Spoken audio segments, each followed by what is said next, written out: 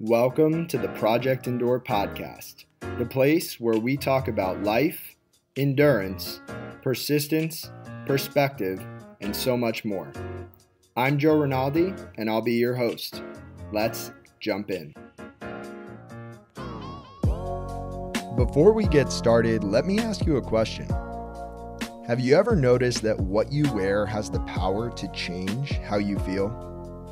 Project Endure apparel is designed to remind you that easy won't make you stronger, and that growth is an uncomfortable choice that we all have the privilege to make every day. Look good, feel good, and perform good. Head to the link in the show notes to shop Project Endure apparel and keep on doing hard things. Now, let's get to the episode. Welcome back to the Project Endure podcast, episode 73. We have myself, Joe Rinaldi, and we have a very, very special guest in Washington State, Meghan Barrington. Meghan, how are you? I'm doing well. Thanks so much for having me on, Joe. It's great to talk to you again. It's so great to talk to you again. And I was actually thinking back before we recorded to when the first time was that we ever connected. And I didn't scroll all the way back through our DMs, but it has to be, what, a year and a half, 2 years almost? Yeah, God, I'd probably say 2 years on Instagram. Like I've met so many people. Actually, I think every single podcast that I've done and most podcast guests that I've actually had on have been connections through Instagram. They're just kind of crazy, but that's what pandemics do, I guess. Yeah. And also just it's one of the best parts about social media is that you can meet anybody anywhere and have really meaningful conversations from totally opposite sides of the country or even the world. And so for context, I would love to kind of talk about our common shared passion of fitness Mhm. and physical therapy specifically. And you actually just finished physical therapy school. Yeah, like exactly a week ago today. So I don't officially have like the title or the paper yet. That'll be next week, but yeah, it's a surreal feeling. It's just been kind of a whirlwind of 2 years through school. I did a hybrid program, so my program was abbreviated by a year. I went to Baylor, which if anyone's looking at schools, highly recommended. And it was just, I mean, it was basically just like drinking from a fire hose for 2 years straight and a lot of travel. So it's great to just be finally be done, but it's like kind of it's a weird feeling. Like I'm super happy, but I'm also just like, wow, this is it. Like I can't believe that I did this and my classmates did this and we all accomplished this, but it's strange. It's humbling. I think that's Mm. probably the best word that I could think of for it. Yeah, physical therapy school is not easy at all. And also, it wasn't your first profession, right? No, it wasn't. Yeah. So I'm a certified athletic trainer as well.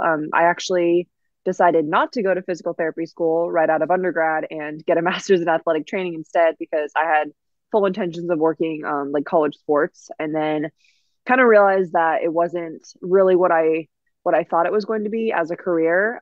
However, I mean, despite having twice the student loans and having a couple years under my belt compared to most people that are starting their careers, I am so grateful for that detour just because I feel like it's made me a better clinician. I grew a lot as a person over those years, and I mean, it's very marketable to have both credentials for sure. But just mostly just the character that I've built through going through the longer journey, and just the people that I've met along the way. So yeah. I like that you use the word detour because I think a lot of people would look at something like that and feel like maybe a sense of regret or, I wish it was different. But the use of the word detour implies that you got to the destination you were supposed to get to. It was just a different path. And it sounds like you learned a lot about yourself and grew as a person that way. Yeah, for sure. Every detour has a reason. Yeah, every detour has a reason. Now, we didn't talk at all about who you are as a person outside of your profession. So, if I had to rewind and just ask you, who is Meghan Barrington, what would you say to that? Yeah. Wow. It's hard. It's honestly like the last 2 years has been so hard to like think about anything else. But things that I loved, I mean, I truly am like to my core super passionate about like fitness and movement and just the human body and just health, overall health and wellness in general. But beyond that, I mean, I grew up moving around a lot as a kid. My dad is a professor, he just retired, but he was a professor of veterinary medicine. So I grew up out in the country for the most part. And just, by the time I was in first grade, I'd been to 4 different schools. So just, very, I feel like I'm well adjusted, but also just able to like sort of adapt to whatever environment I was in. So I pride myself on that because for sure, as you know, like PT school required a lot of adaptation. So I was grateful for that characteristic. But I love to travel. I have lived both in South America and in New Zealand. Prior to my first stint in grad school, I put off real life to go and be a nanny in another country, which I don't regret at all. Anything that I've done to like prolong a decision, if it was something that actually like fed my soul, like I feel like it's only built me as a person. um I love to cook, I love to eat, which is works well for each other. And just love to do anything outside. And my dog is actually sitting right behind me scratching his ear, which he's not supposed to be doing. But I love my dog, and anybody that follows me on Instagram knows I'm obsessed with him because he's just all over my stories all the time. Uh, there's so much passion in your voice. And I just want to tap into that a little bit more. But let's start with the nannying because I didn't know that about you. What was that decision like? How did you get there? And what was the experience like? Yeah. So actually, where should I start? So basically, my first experience traveling abroad was in high school. My dad was in the military and he was stationed overseas. And so it turned out to be a silver lining. We got to go over to Europe a couple times, which was really cool. And then when I was in undergrad, ever since that first travel, I kind of had a bug. Like I wanted to go like by myself, go to another country. And my initial intentions were to go to New Zealand because I just thought it was a cool country and like Kiwis seemed like cool people or whatever. But I was minoring in Spanish, so it didn't really make a whole lot of sense to go there. So I went to Ecuador instead, which again, it was, I mean, just another opportunity, right? It's not like one is better than the other. They're just different. So after school, when I, decided not to do physical therapy or pursue that as my doctorate, I decided to go to athletic training school. I was, looking at schools to apply, and I applied to the University of Arkansas, which is where I ended up going. But I got accepted, and then I just knew in my heart that I like really wanted to go to New Zealand. I didn't think I'd be able to go, after school because I figured I'd need to not be Peter Pan anymore and like actually get a real job. So I deferred for a year, and I also knew that I don't just have money to spend. So in New Zealand, basically, if you tell them you're not a convict, then if you're between the ages of 18 and 30, you have a free working visa for up to 6 months. Actually, it might be up to a year. I don't remember. I only had 6 months, so that's what I did. So I got a working visa, and I'm definitely I'm like a free spirited control freak, if that makes any sense. So I wanted to have like guaranteed employment. I didn't want to just like go down there and find a job like at a hostel or something. So I'd been a nanny all through undergrad, so I knew that was something that I was competent in. So I just applied through an au pair agency. And what's actually crazy is I initially applied because I'd been a nanny for like infants and like, toddlers. So like for younger kids. And my host mom, who wound up being my host mother, she worked for the au pair agency, and she saw my profile and she was like, we want her. But she had like a 9-year old and a 13-year-old who I was at the time hadn't even considered doing. And so she interviewed me and we just hit it off like right away. And so I wound up going down there. I was living about an hour south of Auckland. And sorry, Griffey is attacking my computer. I was living about an hour south of Auckland, and those people, they became like my family essentially. So my host parents are actually coming. I'm getting married next June, and they're actually coming to my wedding. But what's even more crazy is the week before that, they have another wedding for another nanny in Denmark. Oh, So they're literally flying from like Denmark to Washington, and then obviously back home to New Zealand from there. But yeah, it was, I mean, it was obviously another year taken out away from when I could have been, in school, getting things done and working. But I mean, on any application, like, this, if you're applying for a job or applying for school, if you have different experiences than all the other people that had, 4.0 GPAs, you're going to look better. And you also just, like, you just understand the world and people better, and you appreciate things more. So, yeah, that was my experience, and I would love to go back. It's so expensive to fly to New Zealand, and yeah, I'll go back eventually for sure. But just it's on the back burner for now, but I fully intend on going back. It's got a huge piece of my heart. So Mm. yeah. It sounds like the people that you nannied for are incredible humans. Oh Um, yes. to form connections with two separate people who they're flying essentially across the world get married is really special. That's cool. Yeah. Yeah. I mean, it was weird. I mean, you get really close to these people because you're living in their house, you're spending all this time, you're essentially like an extension of their family. And I mean, I spent Christmas there, which was really weird because it's like summer, it's like our June. So it was like, I mean, I was like pretty sad on Christmas, honestly, because I wasn't with my family. I mean, I'd spent Christmases away before, but not like that. But I just have this like really fond memory of we went to my like grandma, my host mom's house for like Christmas, and then driving home, I mean, New Zealand, I was essentially living in the Shire. If you've seen The Hobbit, that's literally where it was filmed, is where I was living. So it's gorgeous and just like so green and lush. And there was this, like, it had been raining and then it had stopped, and there was a huge rainbow like over the road. And my host dad, without any prompting, had blasted like one of my dad's favorite Doobie Brothers songs Huh. on the car radio. And I just like lost it because I was so just like overwhelmed with like how much I love these people, even though I'd known them for like less than 2 months at that point. Like I got there in October. But also just like it was like a strange, like overwhelming amount of emotions because I miss my family so much, but also just knowing that I was with the right people and that these people are going to be like a part of my life for the rest of my life, despite, an entire half planet's distance and different hemisphere and everything. So, Oh, that sounds like a special moment, an yeah. emotional one for sure. So Megan, part of this podcast is talking about hard things. And, I sent you some of the questions that I typically ask, and we'll start with just a simple one, but a hard one potentially. What is the hardest thing that you've ever had to handle that you didn't get to choose? So a circumstance that came your way that you had no say in the matter. What would that be? Oh man.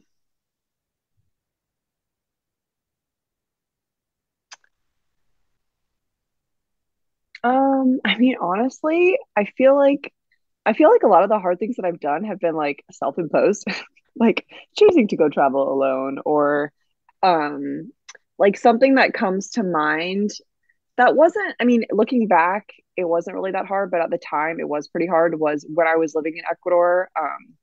Every weekend we would travel, like me and my friends that I was with. And there was one weekend when in Ecuador, for those who don't know, it's a developing country. Like it's not a third world country necessarily, and it's not like the United States. It's definitely still developing. So there's a lot of crime, and a lot of like violent crime and non-violent crime as well. But anyway, it was about probably a month into my stay there, so about halfway through, and I, got my money out at the ATM like I usually did, and we were going to go to the rainforest like for the weekend, me and my two friends. And I remember I was sitting on the bus because we would take buses everywhere. It's a quick ride. It's like the size of Colorado, the entire state, so not super big. And I remember like I put my bag underneath my feet, and I very vividly remember this man walking onto the bus all the way to the back. He was wearing sunglasses inside the bus, which should have been a red flag, first of all. And it's a 4 hour ride. So after I watched him get off the bus at one point. I didn't really pay any attention. And then when we got off, like at our stop, I looked at my bag and there was nothing in my bag. Like he took Mm, literally everything, which included, I mean, probably like close to $1,000 worth of stuff, like including like all of my iPod was in there, my Arc'teryx jacket, all the cash that I'd taken out, and my credit card, which was so stupid that I kept my credit card and my debit card. Like, why did I take cash out and then keep the cards? That was stupid. Anyway, this is again a month in before I like really knew what the hell was going on. So and it was just like I wasn't injured. There was actually another instance after that when we were approached in a completely different scenario, with someone who might have had a gun. And we ended up, it was fine. But this, I just felt like so like violated and vulnerable and upset. And the worst part was I like, had to call my parents. Like we go to a payphone, call my parents, and my mom didn't answer. And all I wanted to do was like tell her like, hey, I'm safe, but please cancel my cards because someone has them. And she didn't answer. So I had to leave her a message. And by this point, we're in the rainforest. So there's no internet, there's nothing. And I was there for the whole weekend and my friends had taken out money. So they were like, oh, we'll just make it work. Like everything's cheap. This is not going to ruin our weekend. It'll be fine. And so I'm like pissed off, but I'm like, okay, thank God I'm safe. Like it was all like material things. And so then I felt bad because I get home to back to Quito where there was like internet and everything. And my host parents were like, you know, freaking out because my mom and my dad had been trying to get a hold of them. And like I had like 12 emails from my parents because they were like trying to figure out like what's wrong, are you hurt, blah blah blah. So I mean, that was like at the time I was 19 years old. So it was pretty like, oh my God, am I in the right place? Like, should I go home? This is scary. And the other thing is, like, 2 weeks later after that, I was on a trolley and someone pickpocketed me like $12. And at that point, I was more pissed. It was crazy. Like, I was more pissed off about being violated for $12 than it was for like nearly 1,000. But it was just like so frustrating, especially like as I want to say like a privileged white person from the United States with first world problems, if I can even legally say that anymore. I know it's kind of taboo, so cut it out if you want to. But I just like I don't know. That was pretty acutely difficult for me. I'm sure there's been other things too, and I'm sure people on this podcast have said way worse things than that. But there were several instances after that. Like I'm remembering all of them now. So we didn't actually get robbed at this point, but I know for a fact that this guy was tracking us because my friend and I would walk home. Like I would only ever walk home if I had a guy with me. And so my classmate and I would like walk back from school together because it started to get dark a little bit earlier. And at this point I was like pretty savvy because I was like, no one is going to rob me anymore. Dang it. So there was this guy that I noticed was like following us. And so I was like, Paul, we need to cross the street. Like, let's see if this guy's following us. And he hadn't had anything happen to him at this point. So he was like, no, it's fine. We're fine. Like, let's cross. And we cross the street. This guy follows us. Mm. And then we cross again and this guy follows us again. And he's got his hands in his pockets. And I'm like, I don't know what he's got on him. Does he have Yeah. a knife? We had to walk through like a dark alley to get home. And so I ended up going to this like outdoor mall where there were cops. And granted, this is all in Spanish. Like no one speaks English there. So every communication we had to have had to be in Spanish. And like I was pretty fluent at that point. But I remember like going up to like a guard and telling them that this guy was following us and he like didn't believe me. And so just the whole like trip to Ecuador was amazing. And like I was there for 3 months, but it just like felt so frustrating to like just not be taken seriously, but also just for people, I don't know. I felt like I came back a little bit more like calloused in a Mm. way. Appreciative of like nature because it's absolutely beautiful there, but I was just kind of like, why are people like that? So those are a couple things I can remember.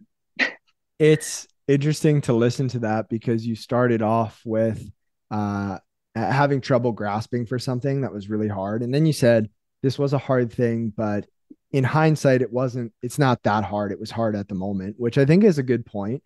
Every hard is relative, and that goes for between different people and their circumstances, but also within our own lives. What was hard 5 years ago might not be so hard today. And the hard things at the moment lose some of that difficulty as time goes on. And Mm-hmm. so those are all interesting takeaways. But you started to just go down this rabbit hole of, oh, actually, a lot of stuff happened in Ecuador, Yeah. but you kept going back to, but it was a great trip, and I don't know if you said you were grateful for it, but it sounded like you were grateful for that experience overall. Yeah. I've heard that's a typical Megan thing to do. Like, oh, this person has this, this, and this, or this has, complaining about it, but they're really great.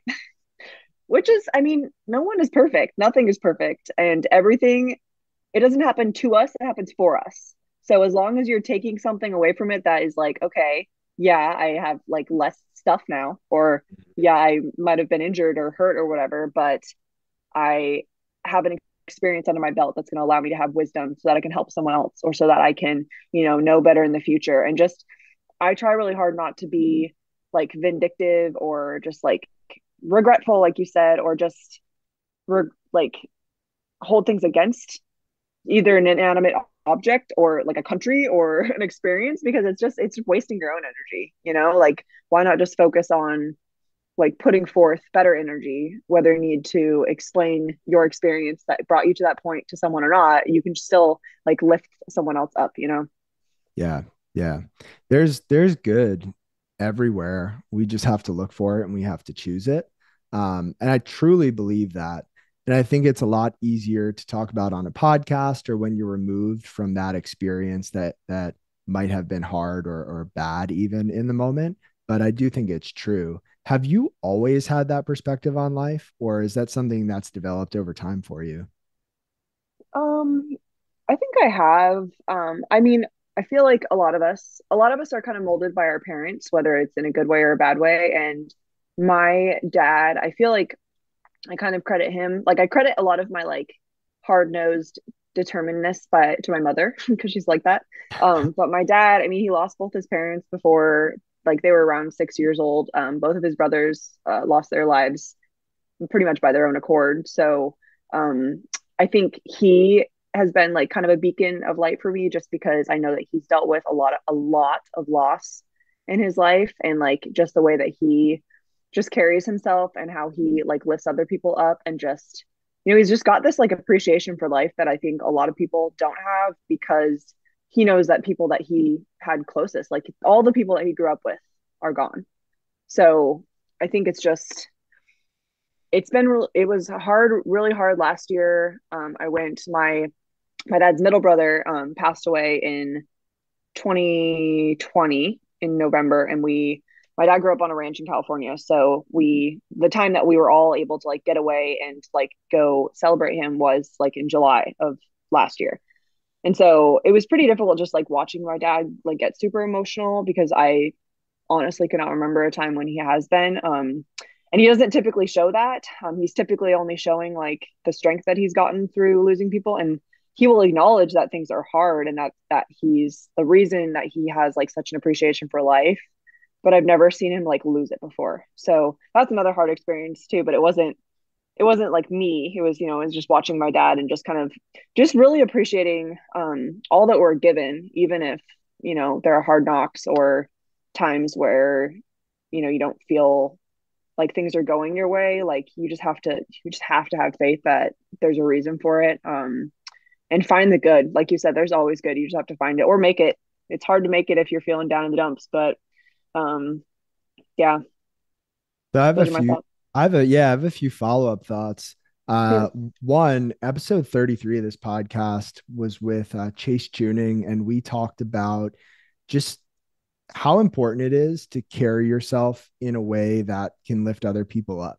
And I think one of the blessings of being dealt bad cards or a tough hand is that you now have this platform that life has given you. You have these circumstances that put other people's eyes on you and give you the opportunity or repeated opportunities to show up with your head held high, to show up Mhm. in an authentic way, to choose strength and to inspire other people.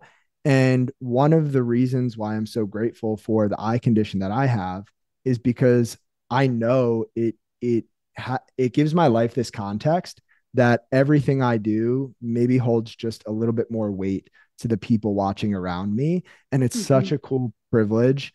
I don't feel like it's an obligation. I feel like it's a privilege to show up every day and to do my best with this circumstance because I know other people are watching. So that's one. And then two, I think the concept of contrast is a really interesting one.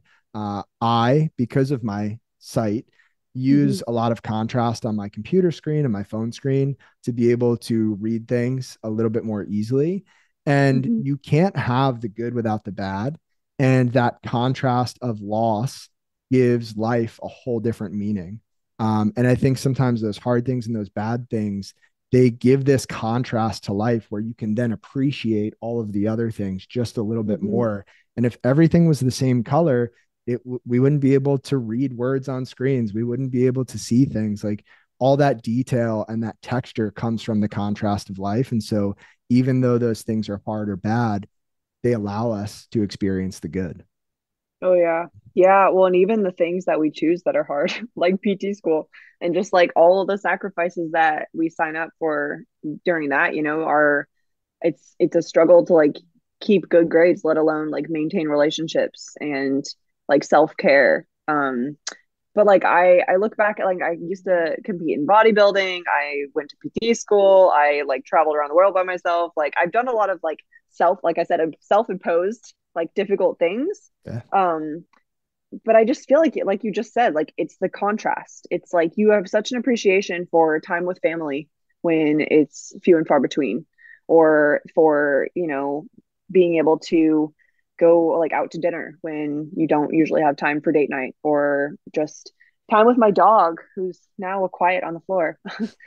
Because like for so long I was away from him for school and stuff. So yeah, I mean, another thing, this is like the weather in Washington. Everybody thinks it rains here all the time. That is absolutely not true. Especially, so it rains a lot more on the west side, which is where I am, but it definitely doesn't rain all the time. And the summers here, I'm sorry, but there's nowhere better, because it's not great the rest of the year, but summer, that contrast, is where it's at. Anywhere could beat the hot, humid Philadelphia summers. So I'm not arguing. Um, but so you mentioned a lot of these hard things that you've chosen for yourself. And I'm curious, if you had to pick just one, what is the hardest thing that you've ever chosen to do on purpose? And why did you choose to do that thing? That's hard. Can I do like two different categories? Yeah, let's do it. Okay. So mentally, PT school, hands down. Um, I mean, it takes everything. I had like a background. I have a background in movement. I have a background in clinical, like, clinical work as an athletic trainer. So compared to like what some of my classmates were taking on, it was nothing. But it's still, I mean, it was a rough 2 years just academically, and just how much it fries your brain.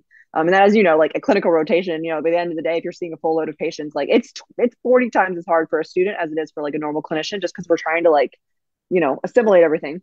And then physically, uh, man, that's like a toss up between like a smaller, like 3 day long, strong first SFG certification, which is like a hard style kettlebell certification, because Mm. I was just like so dog tired after that. Um, but probably more than that would be, competing in physique competitions.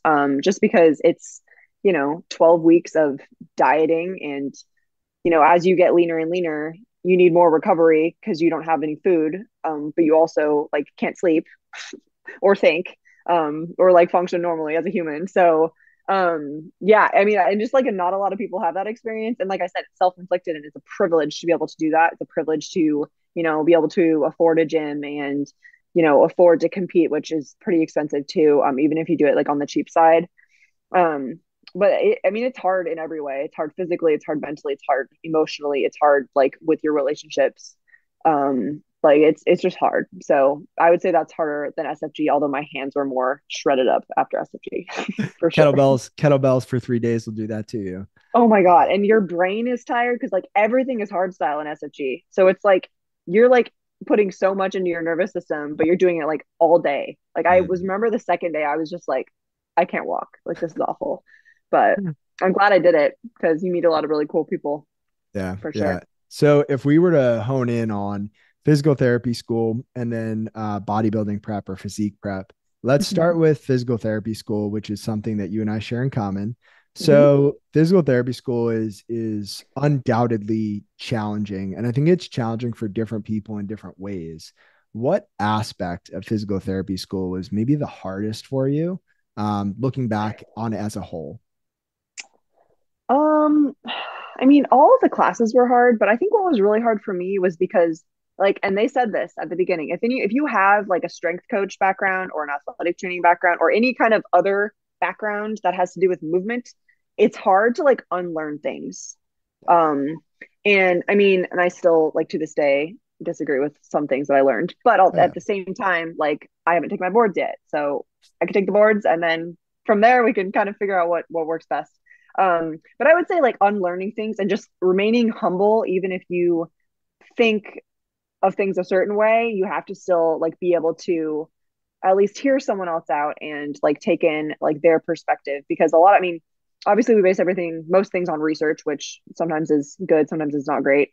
Um, but like experience is a different type of like being able to like know something with air quotes.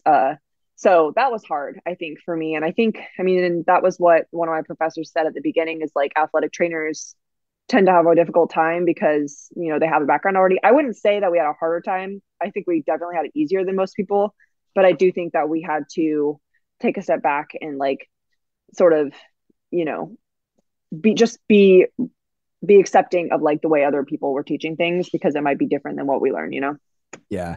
And I didn't come into physical therapy school with an athletic training background, but I had been working as a performance coach. I had my own fitness experience and I can relate to what you said. And I think to go off of that, one of the hardest things for me during school and especially as a new grad was just dealing with the fact that there's so much uncertainty within the world of physical therapy from a Yeah. clinician standpoint. And there are different people with different schools of thought that think different things work for different reasons. It's not just about the research and the evidence and what the numbers say, because there are so many other factors that go into how somebody else moves and feels. Mm-hmm. And to step into this world as a doctor of physical therapy, treating patients without supervision by yourself, responsible for someone else's care with all of these options, all of these doubts, and all of this uncertainty is really hard. And you get a big dose of that as a student clinician. And I'm curious if you've experienced that. Yeah, no, I mean, so I took a job with the company that my last rotation was with. So I ended up splitting time between the initial clinic that I was stationed at and the one that I will be working at, just because they wanted me to be able to like build a caseload, so to speak. And my first CI at the place I was going to be working at, I mean, literally like the first couple weeks, he was definitely like more like kind of, at my side if I needed him or whatever. But by like the third week, I was basically like on my own doing things, which Mm. I kind of didn't notice because he was such an amazing mentor and like will continue to be so. But I mean, just that deer in the headlights, like, I don't know what to do in this scenario. And you're like kind of like racking your brain for like what the books tell you or whatever. But I feel like honestly, once I stopped doing that and I started just like using my brain and my intuition, Mm. which obviously in order to have intuition, you have to have experience. Mm. Um, so it came like as the weeks went on, but that was like a big like pivot point for me where I started to actually feel like comfortable and like I had my own flow and like I don't have to like think about what someone else would do because it was a weird experience because I feel like I would do certain things like as a personal trainer or an athletic trainer like with a very like corrective exercise background. But if you're under the wing of someone else who doesn't do it that quite that way, then it's almost like you feel obligated to like take on their like mannerisms and their things that they like to do and like the way that they explain things to patients and like what their initial exercises are for patients. Um, which felt almost like I was just like stabbing myself in the chest because that's like things that I like never thought I would do with people. But Yeah. if you stay open minded, like clamshells are not bad. No. Clamshells can be very useful. Which is like a huge thing for me because I'm like, oh my God, they're just so useless. Like we need to get people on their feet. Like even if they're like really deconditioned, I still do think that there's a lot of things that can be done like to just train the nervous system to move a little bit better. But there's nothing wrong with like an isolation exercise to get someone to feel something. Because people get better. So obviously the way that other people do things are helpful. So Yeah. yeah, that was a huge tangent. Sorry. No, that's actually a great tangent. I have a couple thoughts. I'm going to try to collect them and package them here in a way that makes Okay. sense. So, one, I think one of the hardest things for me as a student and as a clinician was understanding that there are probably 1,000 different ways that you can approach a patient and they still get better, and coming to terms with that. Yeah. Two, for people who are not familiar with what it looks like to be on a clinical rotation for physical therapy school, you essentially have a CI, so clinical instructor, who is right over you in the beginning for the most part. They're watching you, they're giving you feedback, and you feel this pressure to do things a certain way. And that's what Meghan was explaining. And I think that's a great parallel to life because Mm-hmm. we oftentimes look at the people around us and we Mm-hmm. act as we think we should be acting based on what we think other people want to see out of us. And sometimes that just it puts us in our own way, right? Because when you remove all that and you realize that there are no rules for how to live your life and you just need to be authentically you, you use your Mm-hmm. intuition and things end up being a little bit smoother and you find your style, your stride and your rhythm. And then on top of that, I just need to give you a compliment because your social media Every single time a video pops up, I'm like, wow, how did she think of that exercise? That is amazing. Like I literally, Megan, am in the gym and I'm on the floor and I have your Instagram up and I'm like watching a video you did 20 times while I'm trying to figure out this movement pattern that you did. So kudos to you for all the creativity there. Thank you. Yeah, I feel like, I mean, some things I think I made up, but other things are like, oh, I saw someone do something and that made me think of doing this. And so it's like a spin off someone else's stuff. I mean, no one is like a complete innovator. But I appreciate that. Yeah, it's just, I mean, I feel like once we kind of learn like how, like if you look at sport or you look at like just walking, like human Mhm. movement, Yeah. um, there's so many ways that you can like finagle an exercise to like sort of, complement that and not like an exercise that's sort of emulated walking is going to help walking. I mean, it might, but it's just the way that our bodies should move, like the way our brains are wired to like fire certain things together in whatever pattern. So that's like kind of the idea behind a lot of the things that I do. And then I think it's helpful too, just because I have like I didn't like re-up my SFG certification, so I'm technically not certified anymore. Because you do really need to keep your skills like super crisp, and I totally understand that. But I just wasn't really interested in like pursuing only kettlebells. But I do like still have like some of the technical skills of that method. I've learned a lot of like different things just working with different clinicians, like as a rehab specialist. I mean, in PT school, when we did like neuro, like when you did like your neuro unit and you learned like how to help people like roll when they had like spinal cord injury, things like that, like you can make up stuff like that. Like it's just like, PNF patterns and like rotational movements. Like that's all humans could benefit from doing things like that. So it's so cool, like the infinite ways that you can sort of puppeteer people's bodies into doing what they should be doing, even though they quote unquote might be like a motor moron, or maybe they have pain that just needs to, their body needs something else to pay attention to. So yeah, another tangent.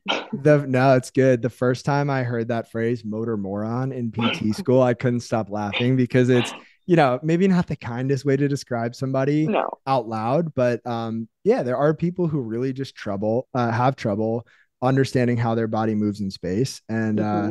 one of the coolest things about being a physical therapist or being in the world of fitness and having the privilege of working with people on their movement is getting to see people learn and adapt and grow and progress. And it's so Yes. rewarding. So rewarding. Yeah, that was one of the biggest reasons why I like wanted to go back to school, is because like I really enjoy working with athletes, like especially like youth athletes, when I have an opportunity to like work on their movement as well.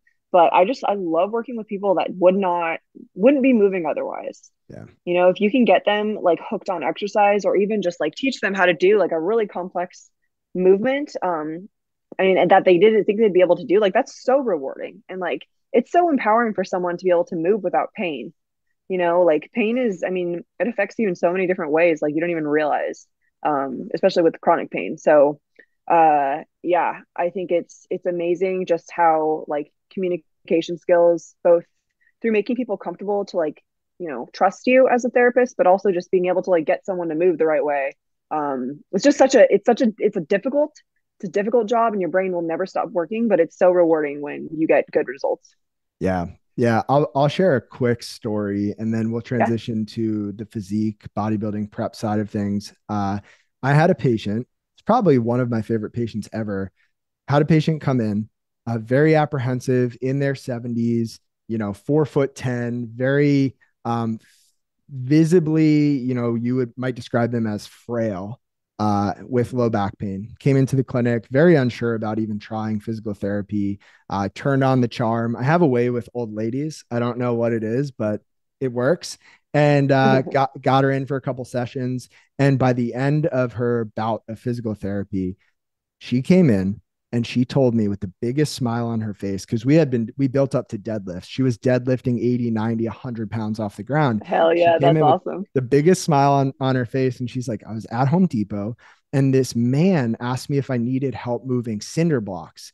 And I looked at him and I made a muscle and I said, nope, I've got this. And she carried cinder Ah, blocks to her car. And I was like, that's that's so amazing. cute. That's Uh, awesome. I love that. so yeah, just getting to see people feel strong and empowered is great. And so Yeah. with that being said, so that was more of a mental challenge. on the physical side, I actually had a conversation, episode 68 of this podcast, with Louis Montoya, who talked a little bit about that dieting prep side of things. So I'd love to Mhm. hear your experience, just what was so hard about that.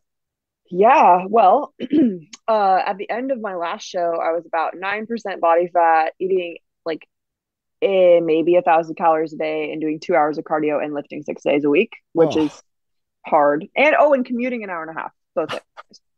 So that was hard. I mean, I think that obviously sounds hard, but um honestly, like the hardest thing, the one of the hardest things about it is just like you are so focused on how you look. Like it's not a mm, performance. I mean, it's a performance in that you like don't want to get injured and you want to like move well and like feel what you're doing, because with like hardcore dieting, like when you're eating like really low calories, like if you're not keeping the intensity up in the gym within reason, then you're going to lose muscle. And mm, you lose a little bit of muscle no matter what is natural. Like I never did any steroids or anything like that. So you lose more muscle as a natural athlete. Um, but it's difficult like mentally because you never feel ready. mm, It's difficult physically, obviously, because you're literally just like withering away. You're mm. like jacked but withering away, kind of. And everyone, I mean, the only time that you look good is on stage because you're like oompa loompa orange and everyone else is super shredded as well. But like in like normal clothes, you look like you're like Gollum essentially with like Yeah. bigger muscles. So and I mean, I actually had started, so my now fiance, I had started dating him, like, or talking to him rather. Like, I mean, I had just moved to the area and I was in like a bulking, like a maintenance phase, but I started my last prep that I've done, about 4 months into our relationship. So just the fact that he was able to like handle, me only having like one meal a week when I wasn't like weighing and measuring everything. I was like, I mean, I'm pretty diligent about my sleep schedule anyway. Like it's very important to me. But I mean, at that point, it was like I just needed to sleep because I was like just not functional. So just having a good support system is really helpful. But even then, like they can't do the work for you. Mm, And they don't, if they haven't done it themselves, like they don't actually understand. They can understand better than most people because they're with you. Um, but you can't like gain from anyone else. You can gain from other competitors, but like they also can't do the work for you. If you have a coach, they can, help you talk you off a cliff if you're, feeling psychotic essentially, or just like doubting yourself. Um, but no one else can do the work for you. No one else can dig deep for you. You probably will lose motivation to do like any type of exercise, let alone 2 workouts a day that are, 3 hours of your day. And then like, when it comes to like stage time, like it's really hard to walk on a stage in like a thong bikini. mm. That's really hard, especially if you're like, I mean, I'm pretty much a tomboy. Like I'm not like very big on, like, I'm not like that. I don't know. Yeah. That was the biggest challenge for me. Like I can grind, I can work hard, but stage was hard. Although by the fourth time, like I've competed 4 times, and by my fourth show, like despite the fact that there were like 23 girls in my class, and I swear to God, we were on stage smiling in the same position for 10 straight minutes. Like I was like, am I still smiling? I can't even feel my face. I'm not sure if I'm smiling anymore. Um, like I felt like I was able to like own myself at that point. So it is cool if you can, endure multiple preps just to sort of, you see your body develop and just sort of hopefully get better, but also just your confidence in your Mm, own work ethic and your own ability to like grind through things and just stay like appreciative of what your body is doing. Because I think a lot of people like compete because it's like a fad now. Like everyone's like, oh, I'm gonna do a bikini competition. And they're like, I'm gonna hop on stage because someone told me I look good in the bikini, and it's just they don't really appreciate the sport and how much yeah. work goes into it. And I think that's really important because you have to be able to like appreciate your body like when it's not super shredded. And Yeah. that was one of the hardest things was, after a show, you have this like goal, and once you get there, you stop and then you're like, oh shit, I'm allowed to eat things, and I don't like know when I'm going to compete again. So you just feel like sort of like purposeless, which is really sad to say because obviously our lives are so much bigger than that. But when you're competing like 12 weeks, you can't think about anything else. So yeah. There are so many takeaways from that, but I think the one phrase that stands out to me more than the rest is that nobody can do the work for you. And that's true for everything in life, not just bodybuilding. Now, you mentioned the word endure. I'm Mm-hmm. curious, when you hear the word endurance, what does that mean to you? Um, I mean, I think to me, it's like you finish the way you started, um, or you finish what you started. Like, there's obviously a time and a place when you need to be like, all right, well, I don't think this is a good idea anymore. But to me, it's like, if things are not smooth sailing, you still keep going. You go take a detour, like I said earlier. You self assess, reevaluate, are able to like be honest with yourself and like recognize when you need to change things or when you need to ask for help or when you need to like take a pause. So to me, that's endurance, is just being able. I mean, it's like running. Running is you just keep putting one foot in front of the other. Like that's kind of like what PT school felt like. Just like put one foot in front of the other. Sometimes you trip over yourself because you're so tired, but you just got to keep going. So if you have a goal that you're trying to get to, just don't stop till you're there. Essentially. Oh, I love everything, but I love how you started. You said finish the way you started, and then you took that even back a step and you just said finish what you started. And both of those are really profound in their own way. And I think it's a lost art to finish strong, because you can run 26.2 miles and get to the end and stumble across the finish line or walk across the finish line. But can you hold your head high and can you run across the finish line just like you started? Same Mm-hmm. thing with PT school. Can you not get apathetic? Can you not let your grade slip? Can you not care about patients just because you're tired and you're almost done? Like, can Yeah. you show up each day with the same attitude, the same energy, same effort? That's so much easier said than done, but I Mm-hmm. agree with you. I think that is endurance. Yeah. I had actually my very first competition, I wrote in a like lipstick on my mirror, "It's how you finish." So, because I knew like I'm going to start to mess with my own head and think that you can't do it. So, yeah, I totally agree. And especially like when it comes to like patient care, and just like bringing your best energy. Like it's really hard to bring your best energy every day, let alone every hour with every patient you see, because they're going to come in with their own energy, which oftentimes is not great because they're in pain, or like they, are frustrated or whatever. So, just being able to like I don't know, just find it from somewhere. It's hard. And I don't think it's for everyone. But I do think that the more you do it, it's like a muscle. Like the more you work it, the better you get at it. And the more that you're able to endure without, falling apart. Yeah, yeah. So I think this blends well into the last question, which again, I say this every episode, it's my favorite. But there are people listening to this podcast battling all different kinds of things. Some of them are going through it with a support system, some of them are going through it feeling like they're alone. But you get a chance now to speak right to this person and to these people. If somebody's really struggling through a tough season of life, what would you say to them?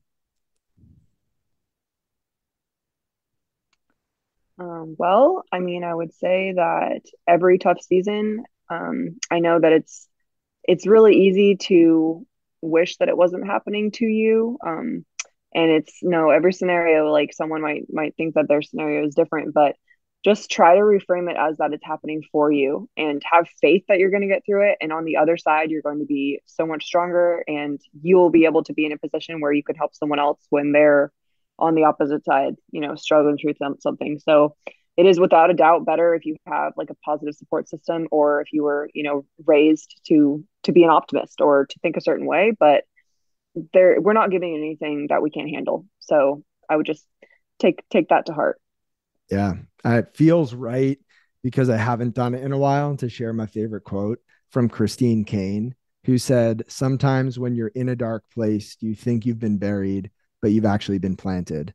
And I hear that in what you're saying. Yeah. So Yeah, I Meghan, love if that. people want to connect with you, if they want to see these exercise videos that I was mentioning, if they want to reach out to you or whatever it is, where is the best place for people to find you? Well, I'm going to be changing my handle, my Instagram handle soon. So I'm not sure when this is going to be published, but my current Instagram is probably the best place to get to me. My website and everything is linked on my bio. Right now, my handle is Megsy072, and it will still be Megsy, but it's going to be Dr. Megsy DPT after the 17th of December when it's actually official. But for now, either one. I bet if you type in Megsy, on Joe's profile, then I'll probably be the only Megsy. So that's the best way to find me. You are the only Megsy, and I will link that down in the description for people listening so they can find it easily. And Meghan, just thank you again for this conversation, for sharing more about your life and your perspective, and just for everything that you do. I think the world needs more Meghans. Thank you. Appreciate it, Joe. If you enjoyed this episode of the Project Indoor podcast, go ahead and subscribe, leave a review on your platform of choice, and share this episode with a friend.